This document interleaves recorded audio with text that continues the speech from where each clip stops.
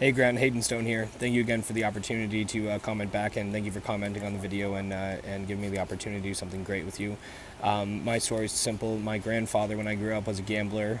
Started from nothing when he was younger, and really brought himself to a pinnacle, and then still ended up middle class with just a good enough money. Lived a modest life, and when I was growing up with him, he taught me to never end up in the footsteps that he was in and save your money. Gambling is not for everyone, and I learned from his mistakes. And going forward, when I was growing up younger, we were middle class. We were at the top, at the bottom. My father made it, lost it, learned from his mistakes. Started a company at 20 years old. I am, so about a year ago, and I've realized that money can be an anchor and is to be used wisely and respected. It can be something that a huge tool to use as leverage for your advantage of the future, or can break you if you do not respect it. It's really an attraction.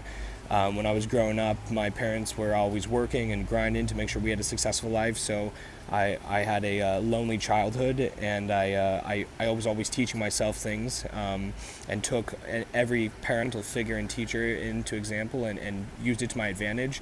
Anything I can pick at their brains. And so throughout my teens, after high school, I got into some serious knowledgeable books, and one of the gentlemen actually that I came across was Jim Rohn. And one of the things he always talked about was the 70-10-10-10 rule.